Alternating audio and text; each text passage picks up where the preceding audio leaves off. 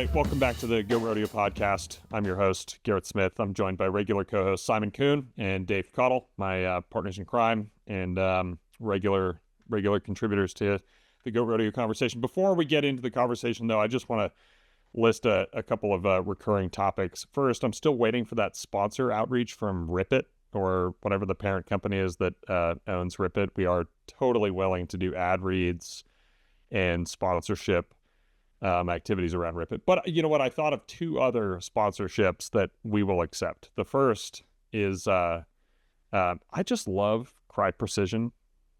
They're expensive. Nobody can afford them except for the really special people. But I am wearing a Cry shirt for those looking. But it's a G.I. Joe rip. Do you think they licensed the G.I. Joe logo before they did that? I have no idea. Is it G.I. How big is Cry? Oh, that's G.I. Joe. Come on. Is it France? Is it Netherlands? I don't know. What is that? Is it American? Yeah, like I actually don't know. But I will gladly take a Cry sponsorship. And then whoever makes hooligan tools. It's a hooligan tool. I don't even know what that is. The fact that you don't know what a hoolie is, Simon, means that you weren't part of the same core that I was a part of. But no, that's for sure. No, I was at the low end of the ladder, very low on the totem pole. What is your breaching need? What is your current breaching need, Garrett? Hey, I'm still in the reserves, dude. It might happen. The balloon might go up. You know, the balloon might go up. I might need a hoolie. I might need one. Our biggest breaching problem over on the Motor T side of the house was that your truck was a death trap, but they had wreckers. And if you've never seen a military wrecker, I think the Marine Corps had like 4 total on the East Coast that could actually pull the bigger logistics trucks. Those people were insane Mad Max human beings. The wrecker driver, absolute lunatic. Every time. It was like there's 4 of me. Every time I drive out to grab a vehicle or a broken tank or something, they're shooting at me because they're targeting the wrecker always. And those guys would paint like camouflage bullseyes on their trucks and stuff like they didn't care. They were out of their minds. Yeah, that's like again, Marine Corps has its opinions about the other services, but when I was at Fob Payne in Southern Helmand Province, there was an Army route clearance platoon, RCP, co-located with us. And some of those dudes with the mine rollers out in front of the MRAPs, dude, they were on a mission to find those IEDs. We did that same stuff because that time in Iraq, right, like half of your company just got retasked to something else, and it was always convoy security. I'm really glad that wasn't our task, that we were counter-narcotics and weapons and drug interdictions work. But the Army route clearance platoon, dude, those guys were insane at the same level. They were Mad Maxers. Like, they couldn't wait for the next TBI. You know, they couldn't wait. I'm serious. Like we used to have this thing called the gorilla suit that was just like a full-bodied Kevlar wrap that like the gunner and the route clearance truck had to wear. Like, man, you just knew, right? Like, you don't put that on for no reason. So you kind of have to get into a mindset of like, oh, look, there's that 115-pound white dude from Kentucky in a do-rag, chain-smoking Newports wrapped in Kevlar on the mine roller truck. Like, yeah, that seems right. With like 6 packs of that maltodextrin and caffeine-laced gum they put into the first strike rations or whatever. Every substance he can get his hands on legally, he's pumped full of. And probably a few that you could get not legally. So anyway, to cap off the sponsor solicitations, whoever makes the hoolies, right? I mean, I'm sure there are like 15 vendors all on whatever, Darley Defense or whatever. Like, first vendor to reach out to us, I'll do a free ad read for whoever you are. I don't really care, but you have to send me a hooligan tool. Oh, okay. All right. I want to maybe soft segue us into the first topic. I mentioned that a lot of folks are coming back from combat duty with traumatic brain injury or something less than that. But certainly lots of folks come back from combat tours with various levels of combat stress. And some of it ends up being diagnosed as post-traumatic stress disorder and related, situations and conditions. I want to take maybe the opportunity on a more somber note, especially because Memorial Day just happened, to kind of recognize the fact that while 7,000, just over 7,000 American service members were killed in the post 9/11 period in action, actual combat operations, something in excess of about 140,000 veterans took their own lives over that same period. And those veterans are not all post 9/11 veterans. Many of them extend back into the Vietnam veteran era, but that's a completely unacceptable reality.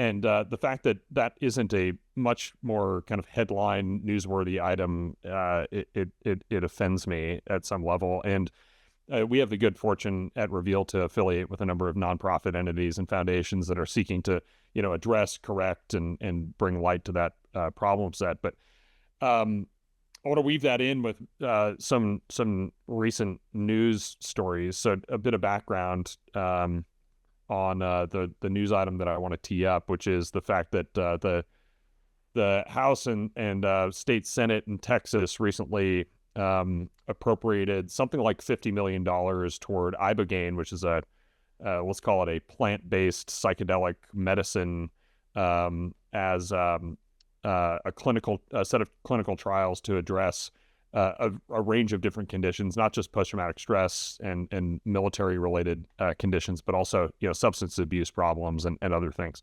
And that's a pretty big, I'll call it tidal shift in America, where many of these substances are still officially classified Schedule 1. In other words, no medical use, straight illegal, you're going to get prosecuted and all the stuff. But the background on this is that many folks in the underground community have known that these kinds of substances, especially when integrated with talk therapy, classical methodologies around therapy, are far more efficacious than just getting put onto, an SSRI or a drug. So maybe disclaimer here, we are not medical experts. I'm not making any sort of claim that this is in fact the case, but I do see it as at minimum very interesting that the DoD, VA, and now states are investing in this kind of a treatment modality. Do you guys have people in your lives who have either engaged with that kind of treatment, or do you have thoughts on this? Generally, Dave, is that a first mic to you or what? Yeah, Dave, I want to know what kind of friends in your life are doing Ibogaine. List them off, please, alphabetically. I became aware of it from I think the organization is Veterans Exploring Treatment Solutions or something. Yep. I've had veterans that have tried strategies like that and had success. Again, I'm no expert. I haven't tried it myself. My general sentiment is I agree with you on the significance of this problem, and it's been so frustrating for me for so long that I am supportive of any exploration of how to correct this mental health crisis that we have among vets. So I think there's this trend, and I think it's generally supported by folks in the Trump administration, but it's this notion of right to try. In other words, if you are treatment resistant to maybe the classical treatments for a range of things, like you should have, as an American, the right to try new modalities that could be efficacious. And if the alternative is, a stress spiral toward depression, anxiety, and suicidality, I mean, I'll just say that I'm deeply in favor of the exploration on this topic. It's this is a loaded topic in my personal and professional opinions, because I think you're going to be hard pressed to find any American who doesn't have an immense amount of sympathy for mental health conditions in the modern age. I think we're like long past the era of the 40s and 50s where these things were considered a sign of weakness and therefore you're no good to us, and not the least of which because of the incredible advocacy work, and I think in particular by the veteran community. It's done a really good job in like changing the narrative here, because for so long the idea that these were like unmasculine problems to have just does not align with the propensity for veterans to suffer from these problems despite having done the toughest, most masculine things you can do. And so full disclosure, right, I worked in the veterans policy space on the Hill for many years. I've known a lot of folks that have worked in this space, that organization vets. I'm going to do some name dropping here because we're not selling ads on these, but these are good folks doing good work. That's run by Amber and Marcus Capone, fantastic organization. They work specifically in that Ibogaine space. The Grunt Style guys, actually, the Grunt Style Foundation does a lot of work in this space, specifically in Texas. They're a Texas-based company. They've been lobbying that Texas legislature for a long time, so I have no doubt that they share some in this victory. And I got to know those folks back when I was working on PAC deck stuff in the Senate.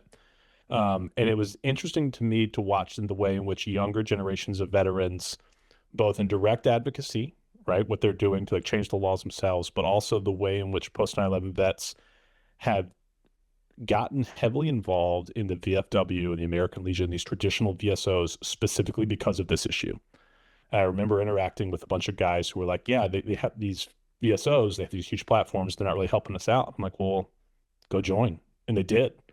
And they just joined and have started like seizing the reins of these organizations, which is awesome. And I think it's good to see the veteran community kind of rallying around its own, but also like these are, in my estimation, good policy decisions. And I think that it's good to see veterans taking up lives of service after service, because the suicide problem is not just PTSD. It's not just TBIs. It is a problem of community. There was a period where the greatest rate of suicide in the armed forces was National Guardsmen who have not deployed. Ugh. It was a fascinating, but like in the second closest, or even maybe even had a higher rate of suicide instance was farmers. These are deaths of despair, right? These are the loss of community in modern life. And so there's like so many stacked issues here, but I think it's awesome. I think it's a hard issue to talk about. I think it gets conflated a lot with like marijuana legalization. These folks are not talking about recreational use. So I get a little bit concerned when we talk about things like right to try, because not necessarily. Like I think that it has to be a part of like an intentional modality and people who can help and guide you. It cannot just be like, folks winging it. But I'm optimistic about what Texas is doing. The VA started doing it a couple of years ago under Secretary of Health Alma Hall. I think they're still continuing it. I'm not sure. I'm not as intimately involved as I used to be, but I think it's cool. A couple of maybe inputs here. I did a little bit of research on this in part in the background while you were talking. So I think between the DoD and the VA, there's something like $10 to $20 million worth of all congressional action. Totally, all that money is forced on them by Congress. That's right, and I think I saw veterans in Congress, I should say. I'm sure that's true, and the last reference that I saw was the 2024 National Defense Authorization Act (NDAA), which authorized $9.8 million worth of kind of research into a variety of different things. Also, you mentioned the most masculine things you can do as being kind of one of those underpinning potential items, not necessarily, but whatever. And it's interesting that the veteran suicide rate among females is actually far higher than it is among male veteran service members. So I don't think it actually has strictly anything to do with masculinity or lack of masculinity. And I was just talking about like the way we contextualize these things, right? I get it. No, you're totally right. And I do think you're pointing at maybe a broader cultural trend around deaths of despair, which may or may not be impacting men more than women. But there is something cultural going on here. And maybe a last item that is, again, a confounding factor is that there's always kind of this move to become a professional victim class amongst certain elements of the veteran community. I'm not saying that's everybody, but I mean, we all see it, right? There's kind of that like professional veteran grouping that emerges, and they're all they want to talk about is the thing they did 20, 25, 30, 50 years ago. And like, it is so central to their identity, and they had so much difficulty moving on and transitioning beyond that in terms of identity development and evolution that I think that also maybe is a contributing factor. Again, I'm not intending to armchair diagnose anything here, but it's all a big mix of confounding factors. And it's like, there is a portion of that leads to like a really toxic type of entitlement. Yes. And I think it's when folks kind of lose sight of service, right? You are owed nothing for what we do. And to the extent that we have to organize and advocate for ourselves and our brothers and sisters who need help, that's great, but we're not owed, right? We need every step of the way to be a part of like the American experiment and convincing America that this is a valuable investment, and convincing our neighbors that what we do is a part of the experiment, right? It is a part of like the American fabric. It cannot be us looking at folks and being like, you owe me. You owe me for what I did when I was 17 and had 2 functioning brain cells and signed up to join the Marine Corps. I agree with you that I don't think there should be a formal entitlement, and so people in this community should not feel formally entitled to anything. That being said, I do one of my friends and mentors and former Marine Corps bosses and now CEO of a national nonprofit called Warriors in Quiet Waters. Shameless plug. I'll be on their podcast next week.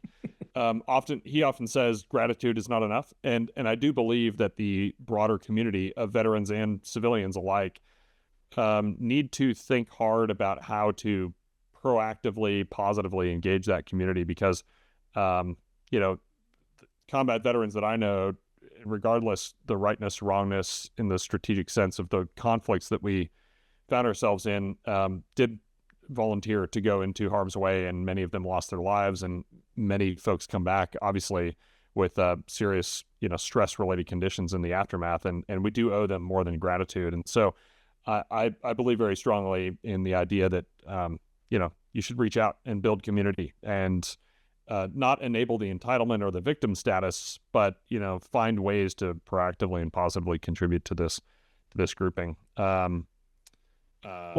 Yeah. Wholeheartedly agree. And I think Simon's got more to say there, but I'm going to see if I can transition us again into the core content here. I completely agree with. It's not easy being the token ray of sunshine for the podcast. Maybe to cap it off, Dave, and I'll keep this at 10 seconds of input. I am very interested in what happens as this trend line toward alternative treatments for those kinds of conditions evolves, and I think more public investment in it is the right thing. So I'm looking forward to positive impact. Ooh, Garrett supports public investment. Now we're on to a spicy topic. I think we can take that as the positive takeaway. I think also what Simon said about just the cultural shift of my younger soldiers, being open and talking about this sort of thing and referring each other to their favorite therapist, as they get off of the gun truck, is I think is healthy and a positive move in the right direction. Agree. Yep, agree. I actually brought a topic to talk about today. I know that you two are usually welcome back, Dave. Hitters. The chatty Cathy's. That's us. If I may, I would like to talk about the fact that it's almost the end of the month in May, and we are about to start buying season. Some of my colleagues refer to it as Defense Black Friday. Some refer to it as Christmas in September. But are hooligan tools on discount? Sorry. Hooligan tools fall in the 1 year money category. I'm sure that the hooligan tool vendors are as focused on this period of the year as I am. So let me frame this a little bit. So when we fund the government late, we still have the same deadline for spending that funding. The deadline doesn't move, right? So those deadlines drive behaviors. 1 year money turns into a pumpkin at midnight, right, on September 30th or October 1st. O&M funds expire in September, forcing fast obligation. RDT&E funds, major procurement funds, extend over 2 years, but the ones that were committed last year still expire in September, which basically means that our program managers, our government customers are just now starting to get their funding, their real funding, which basically means that we have a couple of contract vehicles. For any PMs who are listening, acquisition fight, we have a couple of contract vehicles. You can drop your 1 year money this week. I'll get to that. But that basically means that it's a 4 month spread for me and my colleagues and peer group. This is a really intense time of year, both for the vendors and for the program managers and on the government side. So, why, the sentiment is like Congress funds late, PMs panic early. Okay. So, there's a way to approach this situation that I sort of had a set of recommendations. There's also a risk of, the PMs doing what's easy, in this high pressure, really, short turnaround sort of environment. If I can, I'll just sort of walk down those and you guys can call out, argue with me, ask questions, etc. Oh, we never do that. I'm very agreeable, actually. I don't know if you know. Right. So you just got your funding and you're trying to obligate it, like use it or lose it kind of situation, right? You just got your funding, you're trying to obligate it. And the general sentiment, the thing I hear all the time, which is a little bit cringeworthy, but I completely understand it, is nobody ever got fired for buying IBM.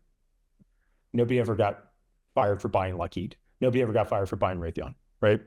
So the primes, the traditional primes, really have a leg up on us here because they meet all of the metrics for easy obligation, easy spend that's relatively low risk. Oh, we as the sort of defense tech VC-backed startup community, my point here is we sort of have to meet all of the same metrics as those folks do to be just as an easy as a fast option as a traditional defense tech vendor would. Aside from all the typical like sort of BD recommendations, which is, engage early, establish trust, do your demonstrations, do your tech validations with the user community. There's a couple of things that I specifically recommend. I hope we've either done up until this point or can shore up really quickly before buying season really ramps up.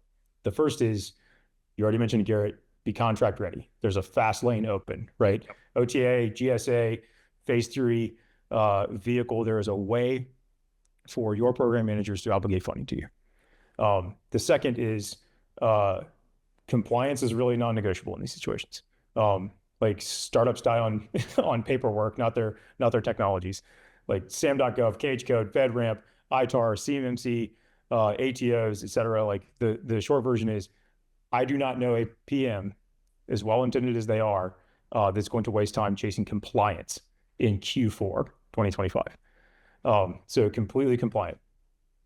Third, especially in the current environment that we're in, technical maturity. For the last 6-8 months, we've all been out there describing what we could do, the projects that the customer should invest in. During this period, it is finished, it is complete, it is deployable, it is commercialized, it is ready to buy. It works with all the other things in the system or in the portfolio. It is compliant, it is ready to be procured and fielded, especially for the O&M type purchases that are 1-year money that expire in September.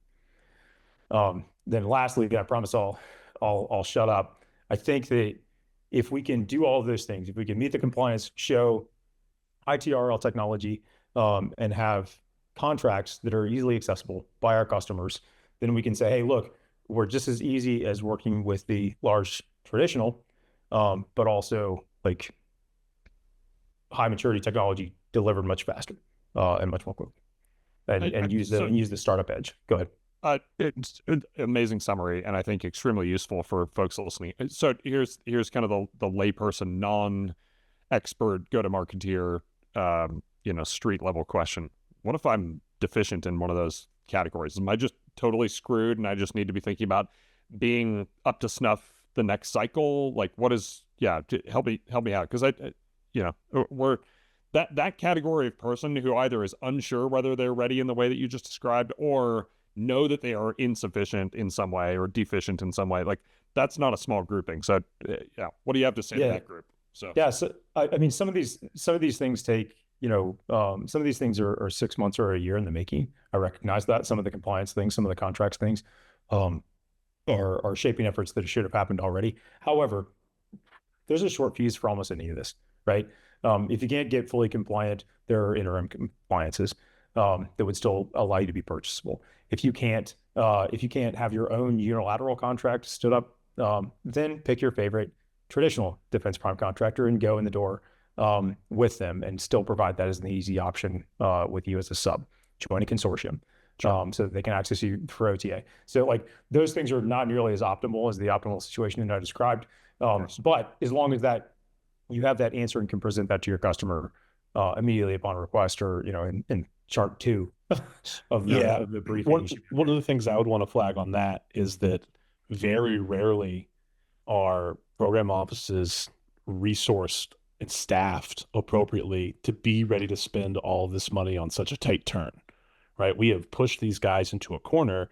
So even if you may not necessarily have done the shaping activities to be a huge winner, there's plenty of room to get in and solve problems for these program managers that have a lot of problems that need to be solved in a very short amount of time. I would caveat that with particularly where we're at right now, right? We're under a CR, and we're likely to be under another CR as we start the beginning of FY26. Priorities change. So there is especially with a new admin, a very real demand signal that comes from the top down of, hey, you were doing X, Y, and Z. I don't want you to do X and Y anymore. Here's a couple of new things. march on with Z, make sure you obligate all this money, and you're going to get the same pot of money with a different set of demands on you. So it's like this constantly shifting targets for them as well. So there's definitely capture opportunities. Simon, can I break in? And I don't mean to extract us from the very tactical advice and conversation that Dave teed up, but should we expect for the next few cycles, maybe it's the Trump admin, maybe it's only while there's a Republican trifecta, I don't really know. Should we expect CR, maybe even full year CR plus reconciliation, not only this year, but next year? I would actually say that the idea of expecting becomes really difficult. Yeah. How can you? We are in uncharted territory, right? We're the first ever full year DoD CR is what we're under right now, and it's looking like it's going to be extended beyond that. Like we're on stacks of this has never happened before. So the only thing that I can say predictably right now is there's almost no chance of the government funding in the traditional way before September, right? Before the traditional fiscal year deadline. So I am expecting at least one more CR. Reconciliation still has to get done, and then they're going to turn to regular year appropriations. NDAA still needs to get done. We are Congress, I should say, I'm no longer in it, but Congress is way behind. They are, all of their deadlines have been blown already for the shaping efforts that they have to do before they can pass bills. So at the minimum, I can say, we're going to have CRs this year. Maybe if we're lucky, we fund the government by December. That's my most optimistic version of this right now. So maybe going to macro and then bring it back to kind of micro discussion. Macro, there is obviously like a culture impacts politics. Politics drives kind of these deadlock problems that we're seeing in Congress.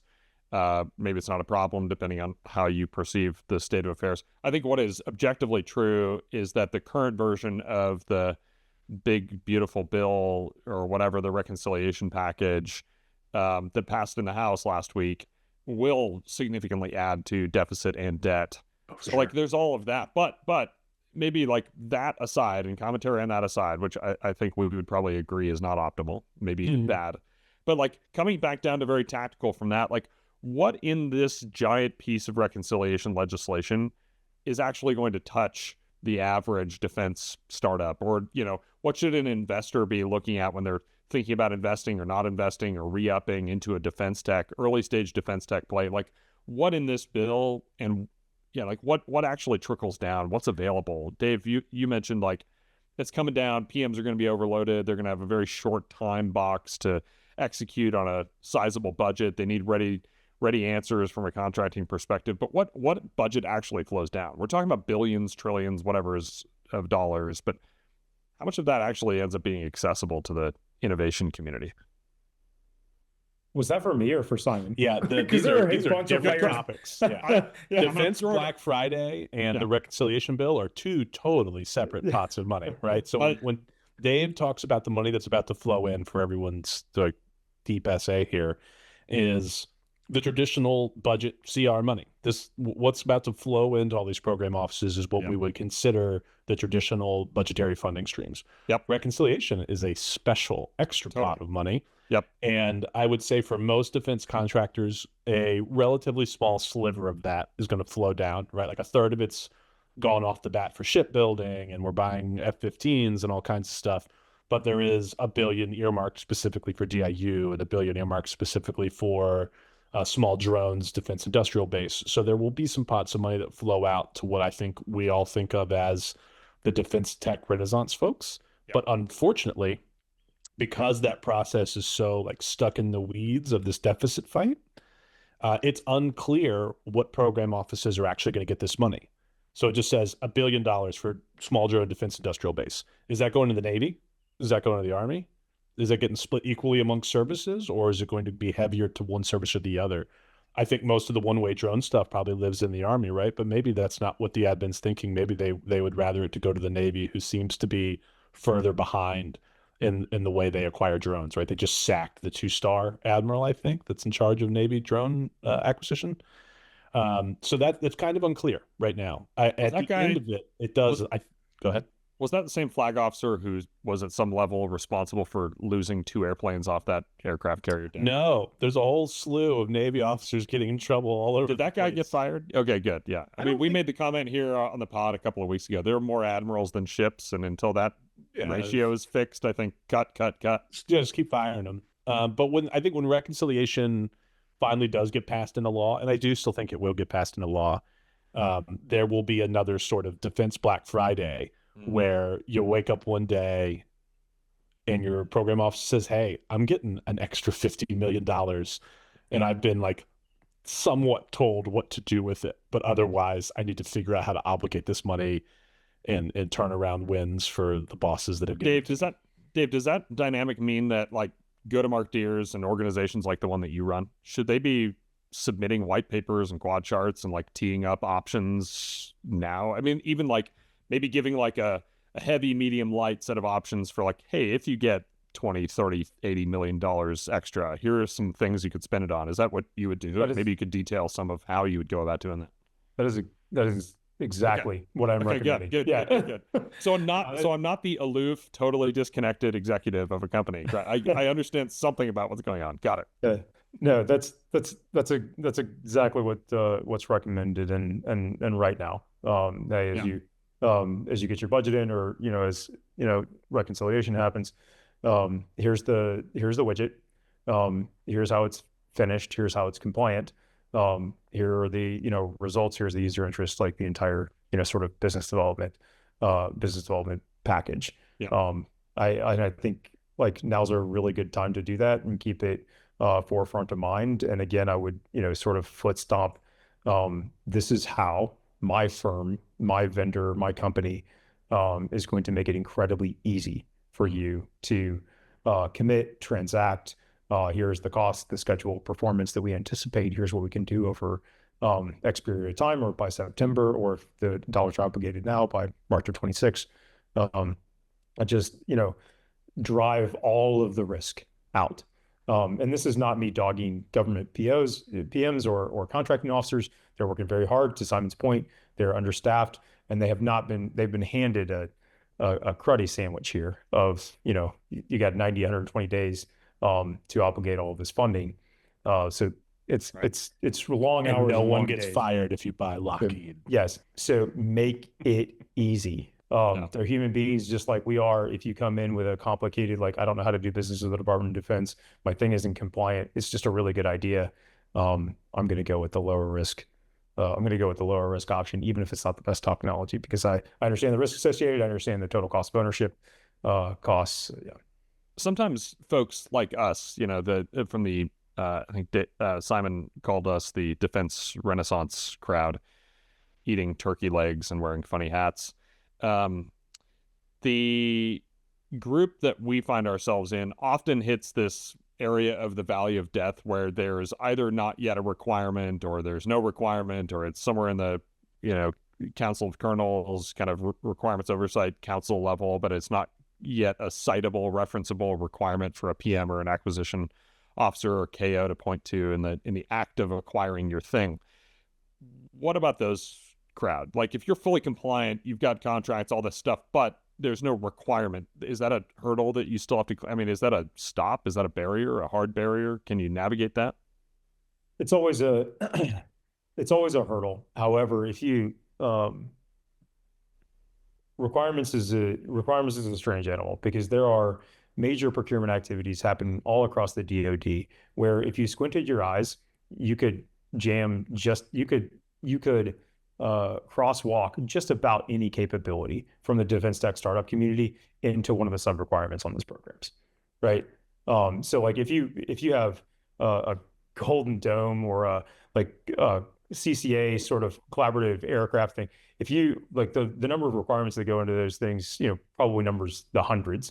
So if there's not an active requirement for your exact widget, or it's forthcoming, or it's tied up in oversight, or whatever, if it's not published, almost guaranteed it's documented somewhere that something like your widget is needed or required in some procurement activity. That's 25. That sounds like good news for the innovative crowd, right? Even those who don't quite know what they're doing or don't fully have their feet under them. If they are compliant to a certain level, or if they can figure out how to work with a consortium or sub to a prime, and they've got a thing, there might not be a hard R requirement for it, but this sounds like good news, right? A bunch of extra resourcing. You help them navigate and de-risk the proposition of buying the thing. I mean, an extra block of resource. I mean, this sounds like goodness for our community. Well, I think the goodness may come with some of the culture shift that we're experiencing right now and some of the policy changes. I think the goodness comes in maybe not having to always directly tie to a published requirement. I think we're trending towards if it's a priority of the Secretary of the Service, if it's a priority of the Geographic Combatant Commander, if it's a priority program, that you may be able to procure against desirements, as opposed to formal JSID's requirements. Yeah. Well, again, I'll take that as maybe a point of optimism, even though in the general sense, to Simon's recurring point, there's chaos and uncertainty and the process is all jacked up. Simon, you've referenced separately, and maybe we can wrap on this note if we can riff on this for a bit and then let it fizzle. The process is all messed up this year. Reconciliation is happening. This, one big, beautiful bill act, the ABA, I don't know what we're going to call that colloquially, but the ABA, I'm going to call it ABA. That is going on. There's a full year CR. We might bleed into a next fiscal year CR. Fiscal year 26 appropriations and authorizations are underway right now. It's all mixed up. The sequencing is all out of order. How do you navigate through all that chaos? Unfortunately, there's not a whole lot you could do as an individual small company, right? We're all kind of riding the wave of what the hell is Congress and the federal government doing? Right. And I think there's a much bigger picture problem here, right? Unusually thin political majorities that are unable to come to consensus for big electoral issues. And we're all going to kind of have to ride this wave together. But historically, the process is not very hard to describe. There's a president's budget. The authorizers write the policy bill that has, some level of top lines in it. They pass that into law, and then the appropriators fund the government. None of that is going to happen in that order this year. In fact, I think the first thing that's going to get done is the House appropriators are going to go first in front of everybody simply because they're frustrated that everyone else is taking too long. So it's all going to be jumbled up and out of order. And I'm not sure, I don't think anyone's sure, how it coalesces into a coherent picture, or really when it coalesces into a coherent picture. I'll say this for sure. It's not happening before August. I think if we're lucky, we see the big, beautiful bill, reconciliation, gets done before August. The target that they have for themselves is July 4th recess. Right. I don't buy it. I think August is probably a much more serious backstop to something that's that sticky. And not the least of which because the debt ceiling comes calling in July. And the debt ceiling is going to be a part of that reconciliation package. So the debt ceiling probably drives this conversation about actually passing that package, if I had to guess. And all of defense and all of domestic spending as well just kind of hangs in the balance while these other issues play out. Domestic spending, when you say domestic spending, are you also referencing what we consider an adjacent or maybe even included under the umbrella market when you're going into defense and security? We're talking Department of Homeland Security. Is that domestic in your mind? No, domestic spending is everything that's not defense. Got it. Okay. The term of art that you hear within congressional circles is domestic and defense by preference of the parties. Yeah. Usually has parity. So if you raise the DoD budget, you also need to raise domestic spending. But what they're talking about is things like education and energy and commerce and all those places. Yep. I think DHS technically counts as domestic spending as well, but it's not really what we're talking about in that space when we use that term. Yeah, got it. DHS, of course, has money in the reconciliation bill, and proportionately more money than they've ever seen. An extra $100 billion in the DHS space is a huge plus up. Yeah, the DoD space, that's a tenth of the budget. So Garrett, yeah. So Garrett, you're asking any listener if they can send you a good hooligan tool. We're coming to what Dave really wants somebody to send me, which is the prototype AI tool that allows myself and Simon to answer your question, right? Between his level and between the execution on my end, like tracing the breadcrumbs through budgeting, policy, execution, contracts. Like I've started to see some of these tools come online, and they're basic. I absolutely can. Absolutely can. Job security, Simon. I've seen Don't these let tools. The robots, This is art. robots in the gates. Don't What let I do is not science. It's art. So to anybody listening, contemplating a defense tech startup, it's very hard. Don't try to sell to the Department of Defense. Sell to me. And sell me a tool. Sell me a tool, an AI-based tool that allows me to track all those breadcrumbs from the policy level all the way down to specific execution. I have a lot of thoughts on these tools. We need to dedicate a whole episode to what Simon thinks about these tools. They're interesting, but they're not a panacea. For the time being, I think I agree with Simon that true experts like you guys are invaluable members of an innovative defense tech startup leadership team. I'm grateful for you guys, and I will threaten anybody who tries to poach you. I poach either of you. Dave, I thought you were going in the direction of give me the AI tool that will solve interstate moves with my family, because moving is one of the hardest things ever. And now you're in the Upper Peninsula in Michigan, but you've landed safely. You survived. Seemingly, your marriage has survived. Your kids survived. Everybody survived. It has, and overall improvement. I would like the robot to take a bubble wrap off that mini fridge and help me hold up the 3/4. Yeah, please tune into future episodes of the Goat Rodeo to see how Dave decorates the space. Send us your thoughts and your comments, your suggestions. We just want the Hornaday whatever cartridge loading book in the background, and maybe his wife's guitar. Bring him back, Dave. Bring him back. That's a good point, Simon. Any suggested, within reason, any suggested item, like I'll just throw it on the bookshelf back there. We'll just crowdsource Dave's decorations. I'm gonna start mailing you stuff today. I was gonna say, will you promise to put whatever I send you in your background? Yes. Just know that it ends up reflecting on our company, and I care about that. Yeah. Okay. All right. Okay. Then, yes. Okay. So I think the incentives are there. Okay. Commitment made, virtual handshake consummated. Guys, thanks for a good conversation today. I think we covered pretty important stuff, and eager to hear back from the listener group on what resonated, what didn't, and what we might want to cover in future episodes. Thank you, Ian, our producer, for producing a great podcast. And look for us in social media, your podcast platform of choice. Follow us, give us a rating, helps people find this podcast and join the community. And we'll see you next time. Adios.